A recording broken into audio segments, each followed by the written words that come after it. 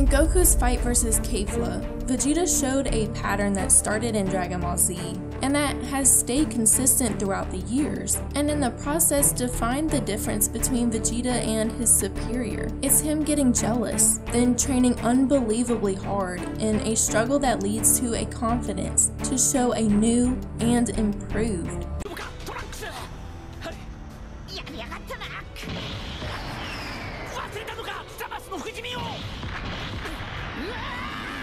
Same form as Goku's. By keeping the same pattern, they kept the main character who we wanted it to be, but at the same time, they made things feel repetitive. It's not really a bad thing to keep the characters we love in the same positions that they are, just that it goes to show you Vegeta will never be stronger than Goku.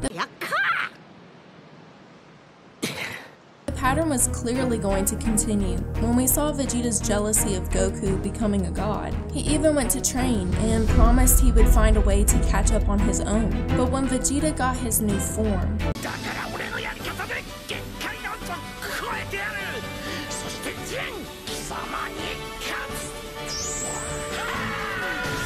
that pattern was turned upside down. Why did this happen? Well, in my Discord server, they helped me answer that, the Super Active Anna fam. Use the link in the pinned comment to join the Discord server. To answer that question, we gotta see what Vegeta has become. He stopped being a jealous copycat and became a warrior, confident in his uniqueness. And Beerus' search for the Super Saiyan God was actually the first time these changes were made. After toying around with Goku for a bit, Beerus got serious, proving that even Goku's highest level couldn't make a single touch. Compare that to when Beerus left King Kai's and ended up at Bulma's birthday party. Vegeta raged after seeing Bulma being slapped.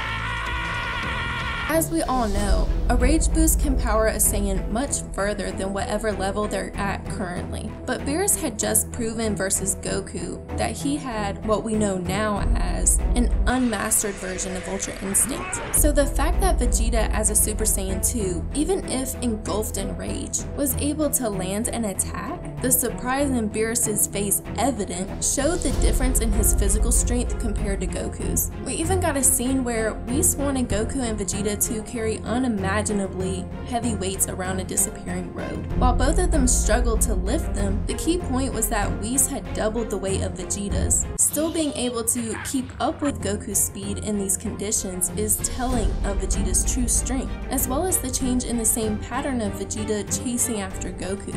Which brings me to, is strength really what Vegeta needs to surpass Goku? Saiyan could only maintain his status in the transformed state.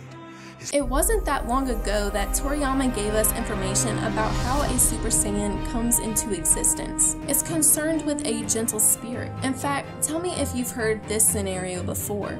In a typical Dragon Ball Z battle, we're introduced to an evil enemy who enjoys taking the lives of innocent people. This is something that Goku sees as an exciting challenge to get stronger, but also he was raised on Earth and therefore cares about these innocents as well. We'll usually see something bad happen that affects Goku personally. It seems like an unwinnable battle.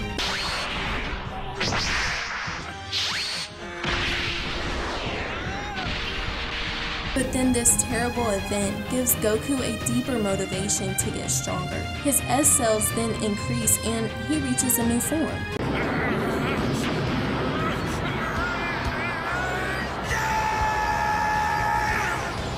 We've seen Vegeta increase his S cells in two different ways. The first is with tons of physical training after his pride gets hurt. This is his usual pattern, but the idea is whatever would benefit him would be what made him stronger. And this is the Vegeta we got used to and even liked.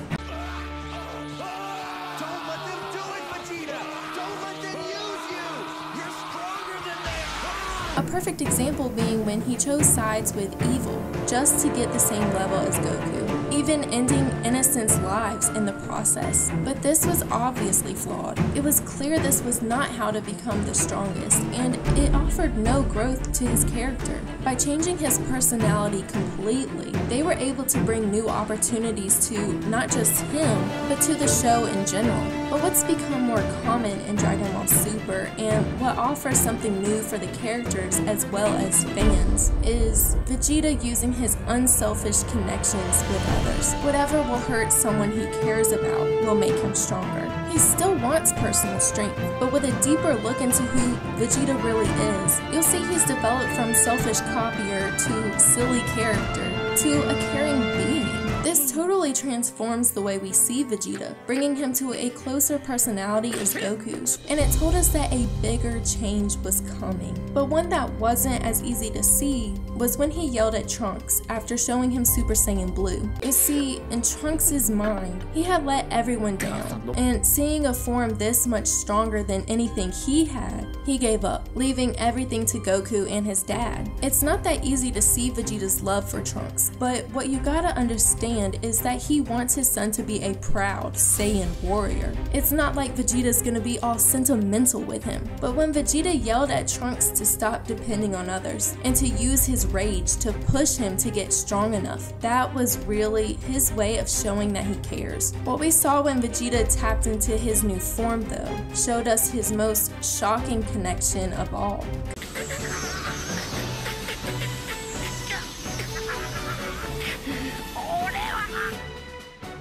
どちらかは消えてしまいます。 Kaba was a complete stranger, yet Vegeta has made a promise to him to bring him back with the Super Dragon Balls and to visit planet Sadala. So one of the flaws he needed to fix was in the way he grew those S cells, not just training to build strength. Whether that's the way Goku went Super Saiyan after losing his best friend, the rage Trunks found from losing almost everyone in his entire world, or the way Gohan reached Super Saiyan 2 after Cell crushed Android 16. The way S cells grow was so consistent that it was only a matter of time that Vegeta picked up on the similarities. You don't have to train yourself to the point of almost collapsing. All you have to do is care about someone other than yourself to give you a deeper type of motivation, like all the other strong people do, Vegeta. But you might be thinking, doesn't Vegeta having the same motivation as Goku just make them equals? Yes. But this is only one of the two weaknesses Vegeta needs to fix. You see, getting stronger through physical strength is common in Dragon Ball, and we'll usually find Vegeta sweating and panting his way to a higher power. But this issue was solved when Whis came to Earth for a lunch date with Bulma. This is when Vegeta learned how to stop the normal pattern. Whis noticed that Vegeta had improved immensely through physical training, but he clearly needed a better way of doing things. Whis told Vegeta physical training would never put him on par with the gods. If he learned to control his ki, however, he would be able to surpass Goku. So he finally got an answer he'd been searching for decades, but he would need a different type of training to achieve his desires. But after a while on Beerus' planet, an even more valuable lesson was given. When Whis first explained the concept of moving without thinking about it first, he mentioned that this was especially hard for Vegeta to learn. Basically, Vegeta overthinks everything, while Goku doesn't really think that much at all. He's more impulsive and likely to jump into the fight, whereas Vegeta would rather wait it out, observe his enemy, and drive straight into their weakness from the start. The importance of Whis noting the difference in their fighting styles was to show us that Dragon Ball Super has already started changing the normal pattern. No longer would we see Vegeta get the same powers as Goku had already achieved before him. But that probably has you wondering, doesn't that contradict Super Saiyan Blue? Even Goku was proud to notice that Vegeta had achieved this form without getting the help to go Super Saiyan God first. It was an enormous step for Vegeta's character, but the pattern was still there. He was still furious that Goku had surpassed him again. He had still trained for his own selfish reasons, and he was still more than happy to show off the same thing Goku had already shown.